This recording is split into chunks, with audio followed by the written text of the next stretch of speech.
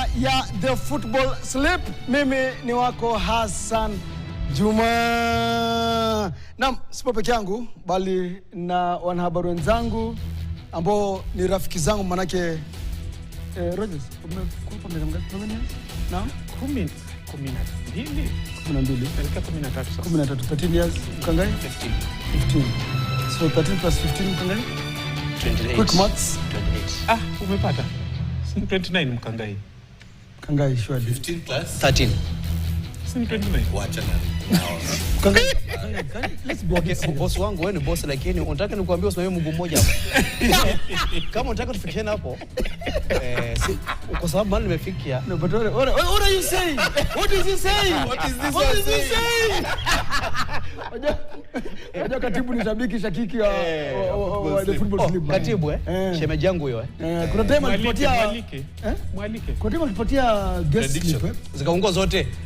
Alipenda 7 zote. Wachezaji waliumia usiku. Enzi sana. Rogers, tell me, what has been your highlight of the week? Of course, quite interesting week, Hassan. And of course, happy that my bet on Arsenal against Man City came to fruition. But all said and done, Junior Stars is doing their wonders in Spain. They are progressing well in their pre-World Cup camp there. They have a few days there before they fly to the Dominican Republic. But it's quite interesting to see how Mildred Cheche has tried to bring together this team. They're bringing out results. They played 2 friendlies. They have won 1. They drew 1. They beat Valencia Women's 4-1. And then they drew 1-1 against Portugal today. Portugal, yeah. So that's good news for the national team as they prepare for the first ever World Cup. Fanya kitu yoyote. Fanya kitu yoyote. Impeachment. Lakini usiguse Mrima. Impeachment. Mambo vipi bro? Mrima kuna moto. Kuna moto. Waliambiwa. Na unajua ikiendelea ikianza kule hata hapa ndani inaweza hivi. Baada kwa promotion. Sasa unajua Promotion. Sasa wakigusa kule. Shida yake anajisahau. Sasa nilisema wakigusa kule nje. Hapa ndani nitajaribu kutafuta allies. Mrengo. Allies kwa sababu ikiendelea hivi lazima ukue na numbers. Na unajua hapa sasa tukiwa 5 mpaka Robi kule, lakini Robi si sana. Anaweza igusa. Hiyo nafasi ya Robi nimeongea na Mberia. Kuna mali nimemtuma kama atafanya anavyotaka. Tuna impeach Robi. Hiyo naweza. Yeah, we have numbers. Robi ndio nimemwangalia. Lakini shida nani? Ndani na nje hapa. Nani ata table? Shida ni kutable. Mnaogopa? Shida Simba naye atashika mkia. Robi ni Simba. Wamekuwa wakifanya hivi. Ngoja Robi ni Simba. Wewe unajua vile tunasema. Robi ni Simba. Au unaweza amuteka Jeff Mugire. Mwingine no. Atakuja kuvibrate. Mugire unampiga unanilia. Atakuja kuvibrate hapa. Nafikiri tutamberia na waziwazia Mberia. Lakini wiki iko sawa. Wiki imekuwa sawa. So far so good. So far so good. Nafurahia kwamba tuko hapa siku ya leo. Prediction. Kuna mambo mengi. Europa League, Champions League. Hii wiki kama umekuwa kulikuwa na Carabao. Draw imetoka pia ya round ya 4. Fourth round imetoka draw. Kwa hivyo ina maana kwamba very soon watu watatengeneza. Alafu pia hii nini ya hii new format ina mechi nyingi sana. Pia sasa kama wewe ni mwekezaji ukikuwa keen. Ukiwa keen. Tu mweke Alafu namna hii unaweza vuna. Ding ding zigzag ding dong. Robinson Okenye, waganga washatoa uganga wao huko kwenu Sedo. Robinson Okenye, mambo yakoje bro? Well, a very good evening to you, Hassan Juma. Yes, you've had your fun, so it's now our time to have fun. It has been a fantastic week when you talk about football. We've seen the Europa League. It was an interesting competition with the new format. Teams zinajituma, vile Mkangai upenda kusema, teams zinajituma. And of course, we'll be getting to talk about that later on in the show. But Cedric Msumba is here with me. Sedo, how are you doing? Very much fun, very much fun. We've seen a lot of matches this week. I mean, there were cup competitions, there was Europa League, we had league matches. You enjoyed all that? I do really enjoy whatever that I know you're a fan of Spanish football. So we had the league competition. Literally. But Yes. also at some point, I started feeling actually sorry for certain teams that did not really necessarily register some depth if it comes to their bench, because the quite number of injuries that these teams are registering, given the magnitude of the matches that the players are being subjected to, is quite worrying. Look at Barcelona, a list of 8 good players that are actually, that's an entire team that are now nursing injury, including the likes of their captain Ter Stegen. And it's quite worrying to an extent that there are so many matches ahead of them, and some of these injuries, they're actually killing and kicking these players out of their gameplay for the entire season. So do you support that statement that Rodri made 2 weeks back, saying that, you know, playing more than 70 games per season is too much for the players, and it will get to a point where the players will have to strike? It is, Robbie, and necessarily it calls for quite investment, heavy investment. And I feel sorry for some of the team that does not have money to actually balloon the number of their squad, because you can imagine players, it's actually like they have doubled the number of games that they are going to play. If the SS, at the moment that you are supposed to take a break, you are back playing for your national team. If you are not playing for national team, you are either playing for Europa, Carabao, or maybe League. And it becomes so too much to a team that has got a slim kind of a squad. For instance, Barcelona, which one necessarily not invest. Remember, Yes. they are rebuilding. They are lucky enough that the academy had enough to offer, actually to supply them with the kind of player that we are really enjoying right now. But and again, those young players that have been graduated before, they are now started picking injury, like likes of Gavi. They're out on injury. We have their captain Ter Stegen is out of injury. Christensen is out on injury. Actually, it's a list of 8 good players who are on that particular area, and it's quite worrying for any given coach, even no matter how good you are in coaching. If you don't have players, you can't go out there and register results that are really needed. Or like today, Potter, I was reading through Potter's statement. He was like, when I was at Chelsea, I know people might tag me a lot, I'm not a good coach, I did not perform. Yes. But what they don't know, that the kind of player that I was given maybe to trade with, or the kind of space that I was given actually to trade in, did not go with the kind value that the current coach is enjoying. And that he was talking about the Maresca. Yes. If at all he was maybe given whatever Maresca is enjoying currently, he would have gone ahead and maybe given results. Yes, so let's recap how the week has been when you talk about football. And Cedric Musumba, let me begin with you. Barcelona, a number of injuries to their squad, but still they are unbeaten. It's quite amazing. Everyone actually, you know, they have turned around things very fast. Remember, there's a time where people were like saying, Barcelona is actually going down to the cog. Yes. And maybe it was about to go to receivership, going by the kind of, let's say, the budget that it had ballooned. They were going without paying players. Some of the volunteer players were coming back just to give some free offer. Some actually, like, if you remember Piqué at some point, they decided to cut their prices so that they can just support their team. But this team has recalculated itself and it's back to the fore with the youngsters, who and again has given them a very long edge ahead of them. Some of them, they are signing contracts who are actually stretching to 8 seasons, some 6 seasons. 17 years, there's no harm. Exactly. Talk about 17, between 17 and 24 is what value that Barcelona is getting, the likes of Kubasi. Talking, guys, and we are from discussing this. When you talk about Lamine Yamal being at 17 years, who is Kubasi? Actually controlling 17 years old and controlling, and he's not much spoken about. And this is a team, you remember, some of the player youngsters, the likes of Balde, they are coming from Benja at the age of 20. They are still there giving the value. And Sufati is still there. We have the likes of Firmino who have gone to injury. It's a team that has given the value that is needed to any other coach actually outside there. And I think Hansi Flick should be giving credit to Xavi. Because this is a kind of a team that he has inherited is what Xavi actually, the kind of class that Xavi was putting into to ensure that Barcelona moving forward brings and continue cultivating the results that we have associated this squad, this team with. Yes, of course, that is all about Barcelona. But I want us to continue recapping this. Remember, a few days ago, FC goalkeeper, that is Levis Opio, came out saying that, you know, there are a couple of people or stewards, when they have an intense game and he probably says hi to them or greets them, then game in our Wakamoto. Now, Mkangai, now that you have a PhD in African science, what do you have to say about this?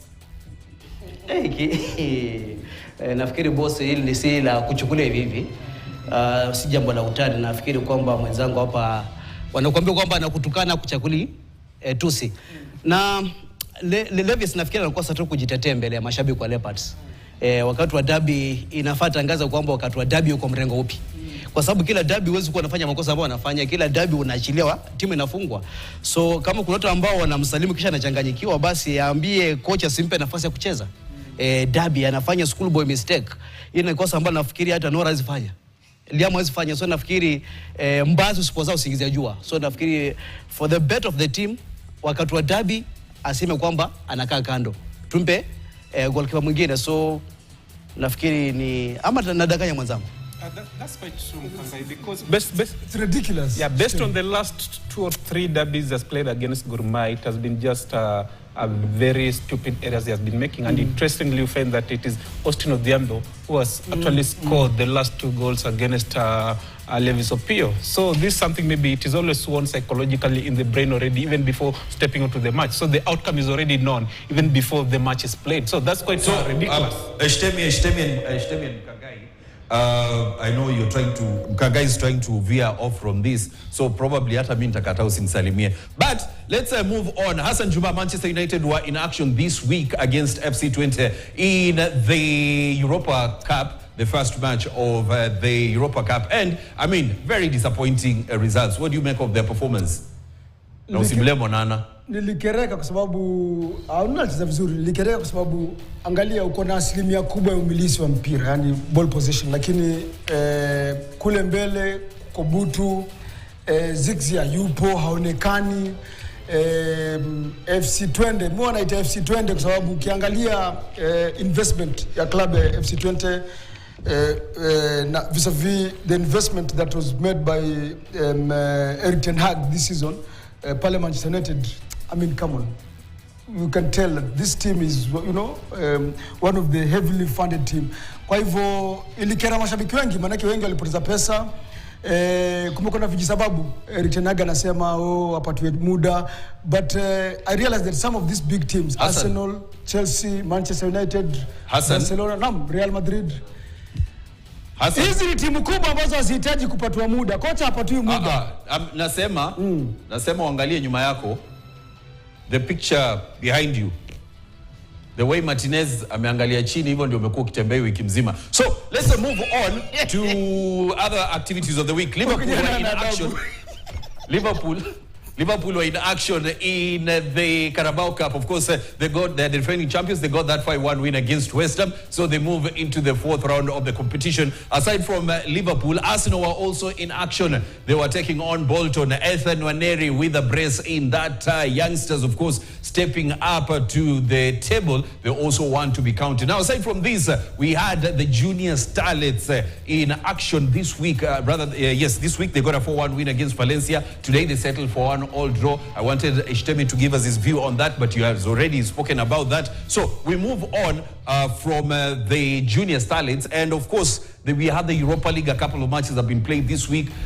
Different results, of course, mixed result. Yesterday Tottenham had that 3-0 win against Karabakh. We saw Lyon defeating Olympiacos. I mean, a lot of results from those fixtures that we had. Now, aside from the Europa League, we do have Rodri. Now, Mutu wa Murima, Rodri missing out for Manchester City. How is that? How big is it a blow for the native citizens? You said it right. Of course, Pep will have to go back to the drawing board and try to come up with a solution, because Rodri has been playing very many games for Man City and they have been winning. If you look at his play at Man City since he came in 2019, I think, he has played more than 30 games. And in these 30 games, the Man City has won most of these games. So it means that Pep will have to think if to use Gundogan or Kovacic, how he's going to use him. But of course, it's a blow, and he'll have to think through. I have seen already on the social media that they're trying to look at an alternative, maybe by January, to at least try to ensure that, because they have already said Rodri will not be there for the rest of the season. So, unajua wakati unataka kushinda the taji, the league, hapo mwisho huwa very important. So I think January will be key for Man City to try and sort out their midfield. Yes, of course, we'll be waiting to see whether they sign a player. So we continue to recapping the week, and of course, aside from Rodri, let's move on. And of course, the big games of the weekend: Atletico Madrid versus Real Madrid. It's all about the Madrid derby that will be taking place this weekend. Aside from this, in the English Premier League, we'll see Manchester United host Tottenham in one of the biggest clashes of the weekend. Now, aside from this, also it's all about the sport owner. Yes, it's all about FKF elections, and of course on Sportoon by Gams. He's given us, a representation there of the desire is to deliver credible elections on the electoral board, and he says our Football Kenya Federation. Yes, of course, there are feuds. He's talking about the feuds. So that is all about Sportoon, and that is how we wrap up recovering how the week has been. So let's take a look at this week's sleep, and we take a look at the fixtures, or rather the games that we have on the cards. KCB will be taking on Ulinzi. Bidco will be in action against Atalanta. Brentford at home against West Ham. Manchester United host Spurs. Bayern will be taking on Leverkusen. Mainz will be hosting Heidenheim. And then Real Sociedad take on Valencia. Atletico in the Madrid derby versus Real Madrid. Athletic Bilbao against Sevilla, and Bologna versus Atalanta. So, Hassan Juma, let's roll it back to last week. We take a look at the results. Now, how did you perform? There are rumors that you may improve. Those are just rumors that you've improved. Haya, tuangalie kwa haraka matokeo ya wiki jana. Haya, Bidco ni ligi kuu hii, Bidco na Ulinzi ni mchuano wa ligi kuu ya humu nchini. Bidco walitiwa kitanzi nyumbani na FC Leopards bao moja kwa nunge. Ulinzi Stars kutoka sare ya 2-2 na Shabana. Kisha ligi kuu ya Uingereza michuano miwili, Man City wakatoka sare na Arsenal, Southampton wakatoka pia sare na Ipswich. Alafu ligi ya Italia, Juventus wakatoka suluhu na Napoli. Kisha Inter Milan, derby la Milano lilishindwa na AC Milan bao 2-1. Na Bayer Leverkusen, kumbuka kwamba msimu jana walikuwa moto kote mbali. Msimu huu kidogo matokeo wazungu wasema blowing hot and cold. Kuna wakati wanafanya vizuri alafu kidogo wanateleza, lakini walishamiri wiki jana wakatoa ushindi mabao 4-3 dhidi ya Wolfsburg. Stuttgart mabao 4-1 dhidi ya timu yangu ambayo na mahaba nayo sana, Borussia Dortmund. Ligi ya Uhispania maarufu kama La Liga, Valencia katoa ushindi mabao 2-0 dhidi ya timu ambayo ilishamiri sana. Ilikuwa inafanya vizuri sana msimu jana, lakini msimu huu mambo hayajakuwa mazuri sana. Sijui mambo yamekuwa kwaje, yani mambo hayajakuwa mazuri sana kwa Girona.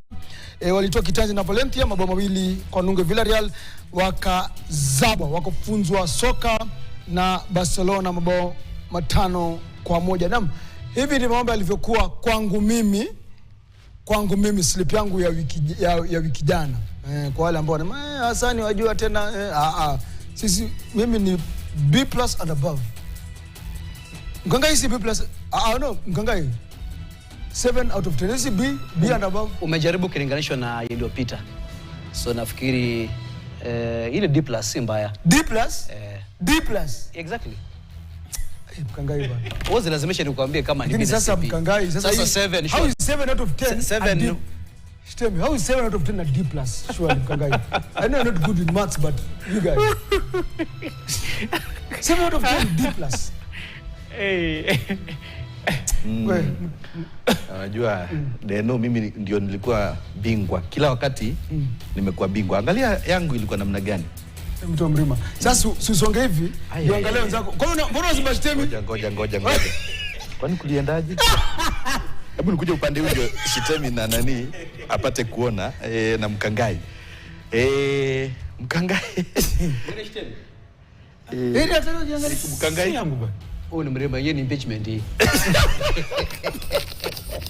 Back to default settings. Nafikiri sasa hapo ndo that's where you belong. Lakini ninaona ni kama pia wakati mwingine hii minor. Na ukiangalia unaona shida ilikuwa wapi, kwa sababu FC kuipa jiji ilikuwa ngumu, ni mechi za Kenya. Nafikiri Leopards siku kuipigia upatu tulikuwa tunaona itapigwa, but kutoka na kuipiga Bidco ilikuwa achievement. Jiji kwa Shabana ulipata vizuri. Arsenal uleka under ama over ikaingiana, ilingiana. Southampton, Ipswich, Napoli, Juventus, Juve tulipigia upatu Napoli, lakini ikatoka draw kutofungana. Inter Milan, AC Milan wengi tulipa Inter Milan na walitembezwa. Hiyo mechi tulitangazwa walitembezwa. So nafikiri hapa na chenga ilikuwa pale kwa AC Milan, Inter Milan, Napoli, alafu Dortmund na because nilisema Dortmund. When you look at Karaoke's slip, I'm trying to be the devil's advocate, right? You can get a lot of money using this slip. Yeah, If we got it right, that is. Yeah. Because you know, compared to Robinson Okeny, Robinson Okeny is a bit cagey. He's so he bets. You know, he bets safe. Safely. Ati angalau nipate 200. Then you walk away with the 100 bob. Yeah, Hata actually, yezi nunua unga. Hata hizo nunua unga. Kwanza kwa na hiyo uchumi. Lakini kama anashinda tumpige makofi. Kwa nini? Ni strategy. Sikiza, it's like ni yake ni dark arts. lakini Fauka nayo, based on what I've seen already, because during that particular weekend, I also predicted most of these teams, and I realized that I got 5 out of 5, and those direct bets. Sikuendele ya GG, overs, nini. Where did he lose this? Where I lost is, of course, the biggest game, Stuttgart, Dortmund, and then Southampton, Ipswich, and then Shabana, Ulinzi. But most of these games, FC to win, Arsenal, Man City draw, Napoli, Juve draw, Inter, hapo nikapoteza, Leverkusen, I got it, and then Barcelona, Girona hapo akanitoa. Lakini zingine zote nafikiria pia Robi alikuwa na hii yake. Sijui ilikuwa namna gani. Robi, surely. king of safe. Surely. What is this? Surely. Surely. Under 2.5, 1x, 0.5. hata unawezi kata ya maziwa. Over 1. Angalia, look at this. At hapa kufunga hizi mbili, hizi tatu, atafunga 2 goals. Na kama Akona 3. Kama kupata zote bado ni failure. What is this? Yes, Robi. Surely. Robi, sorry. Angalia hizi.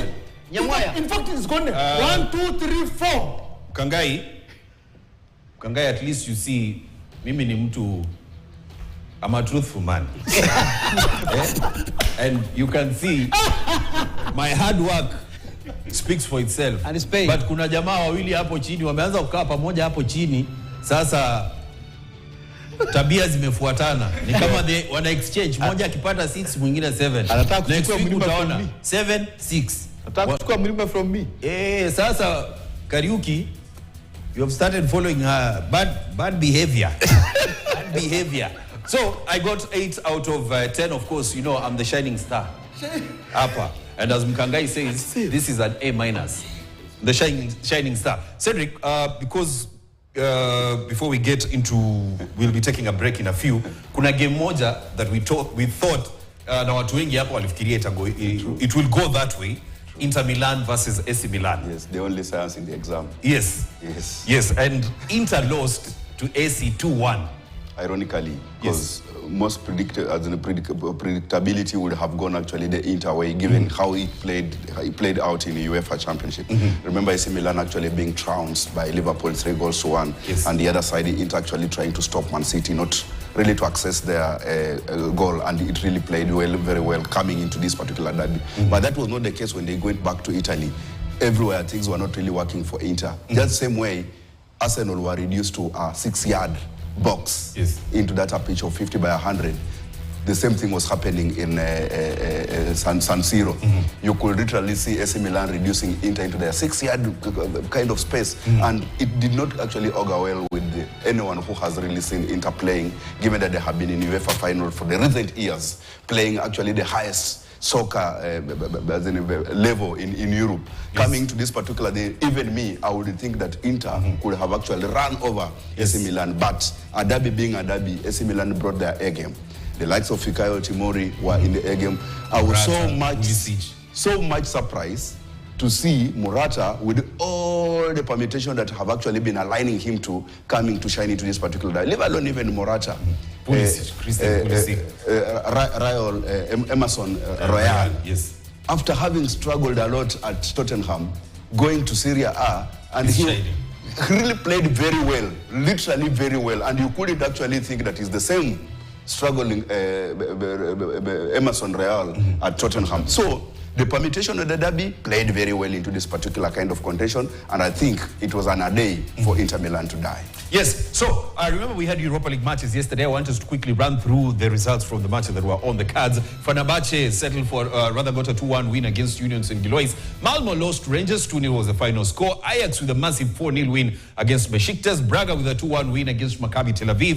FCSB got a 4-1 win against Riga. Frankfurt settled for a 3-all draw against Victoria Pleasant. Lyon with a 2-0 win against Olympiacos. Roma settled for 1-all draw against Athletic Club, a very interesting fixture. And Tottenham with a 3-0 win against Karabakh. So, after the completion of round 1, so how does the table look like? Remember, this is a new format. Ajax is on top with 3 points, followed by FCSB, then Lazio, Tottenham, Galatasaray, Rangers, Slavia Prague, Lyon, AZ Alkmaar, Bodo, Anderlecht. Remember, these are teams that have won their first fixtures, so they have 3 points each. Anderlecht, Braga, Fenerbahce, Victoria Pleasant, Frankfurt, Athletic Club. From now, Victoria Pleasant, these are teams that settle for draws. Victoria Pleasant, Frankfurt, Athletic Club, Hoffenheim, Real Sociedad, 20, Manchester United, Hassan iko hapo number 20, Midtjylland, and then we move to the other teams that complete this table. You have Nice, you have Roma, Elfsborg, Porto, Ferencvaros, Maccabi Tel Aviv, Union Saint-Gilloise, PAOK, Ludogorets, Malmo, and Olympiacos. So those are some of the clubs that we have. And finally, RFS, Dynamo Kyiv, Karabakh, and Besiktas. So that is how the table looks at after completion of match day 1 in Europa League. So quickly, let's take a look once more on this weekend's games that we've selected, this weekend's sleep. Remember, we have Bidco versus KCB versus Ulinzi, Bidco versus Talanta, Brentford versus West Ham, Man United versus Spurs, Bayern versus Leverkusen, Mainz versus Heidenheim, Real Sociedad will be taking on Valencia, Atletico will be taking on Real Madrid in the Madrid derby, Bilbao will be facing Sevilla, and Bologna will be taking on Atalanta. I want us to take a short break right now. When we come back, we'll be dissecting this and we'll be giving you our predictions, as well as we'll be getting into the thick of things when you talk about 2 big fixtures that we have for the weekend. Manchester United taking on Tottenham. Then you have the Madrid derby, and Bayern will be in action against Bayer Leverkusen. That after the break.